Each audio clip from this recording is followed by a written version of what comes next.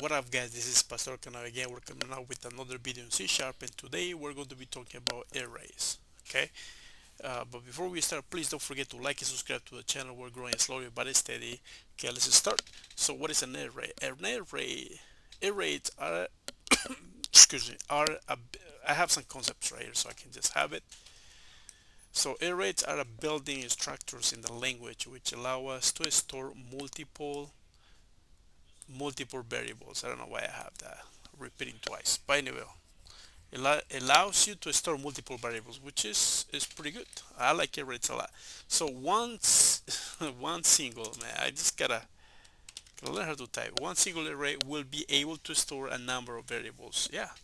When working with arrays, see, mistype. With arrays, these variables need to be the same type. The same type. I don't see the array can be accessed using an index. So let's take a look at a couple examples. So right here, let's see. We're going to start. Usually, how we start is we say the variable type. I mean, the type. Um, so and then we're going to add some brackets, and then we are going to have the variable name, which is going to be sample array one, just do one equals, and we use the new keyword, and then we just do it, and then right here we can specify in brackets like the number of array that we need. In this case is 2, or we can just do 5. Yeah, that's one way to do it. And then the other way also, you can just do let's see, passing the initial values. Okay, so right here we're going to say end brackets right here, and then variable name is going to be sample array 2. So let's do that. So we got new int, and then we're going to get rid of that, and we're going to add some curly brackets right here, and then we're going to right here we're going to, so this is 5 elements, right? And right here we're going to pass, so we're not specifying anything here, but we can also just add elements here. 1, 2, 3, 4, and 5. Okay, right, that should be good. Let's run this for a second. Let's put our breakpoint right there and see what we have. Bam, bam. And let's minimize this really quick. And right here it will give us, one sec. Still thinking, still finishing. Okay. Come on, come on.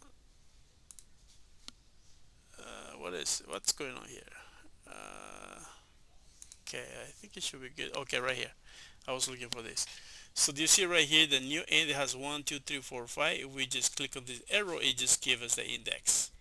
So 1, 2, 3, 4, 5. It starts at 0 index 1, 2, 3, and 4. Right? Cool bean. That worked pretty good.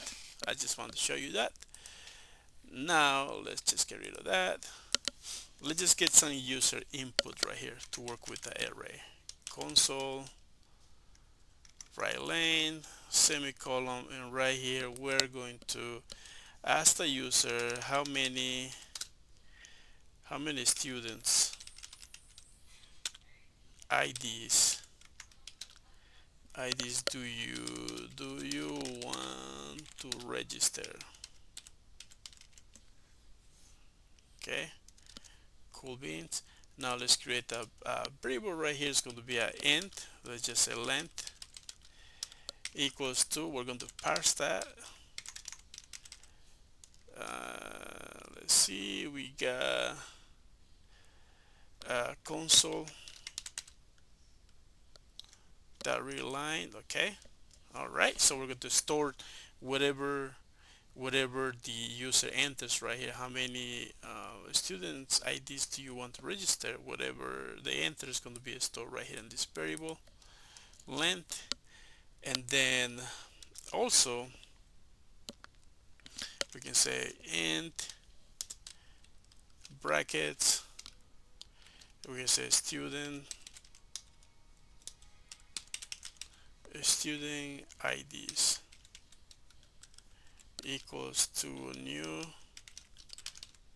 int. Yeah, I'm going to pass length right here.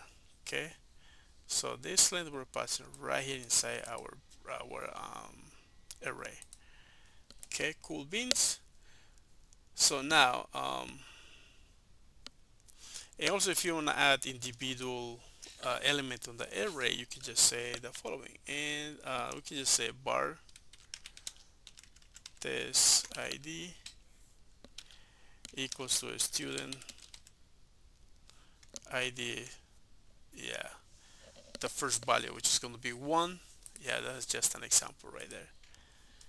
Okay, cool beans. But let's create a for loop just to access some information right here, and I'm going to say let's just finish it up, and then we're going to fix it up. Yeah, we're going to start at 0 right here, and then we have I less than length as, and then we just do I plus plus just to increment, and then here we can say console that right lane, and then here we can say the following. Let's just pass a string saying enter the student ID.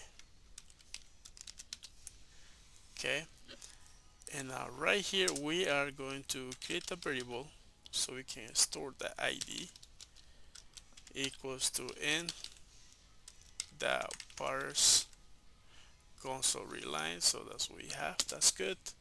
And then right here we're going to have a student. Yeah, that's what we want. We're going to set it to ID. Okay, now let's create another for loop.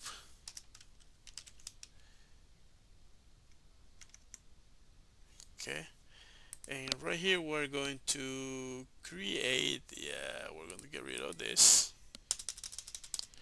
We're going to say student IDs that length.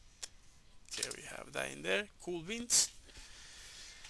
So in here we are going to say console the right lane,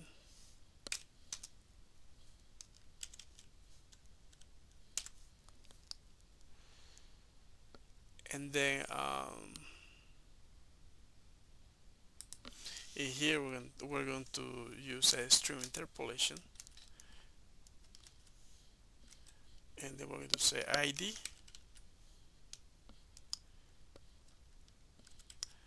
and then here we're going to say I plus 1. So it's going to add it. Then we're going to do tab,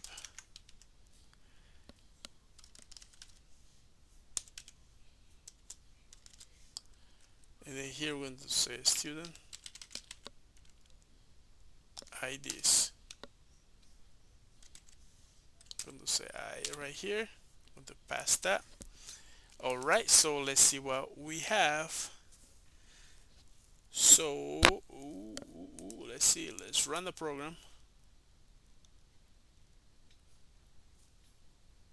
Okay, how many students IDs do you want to register? So let's say I want 5. Boom, enter the student ID, right? It's just going in a loop. So we're just going to say, okay, it's going to be 12, 13, 14, 15, and 16. And then here we have ID 1 is 12, ID 2 is 13, ID 3 is 14, ID 4 is 15, and ID 5 is 16. Alright, so that worked pretty good.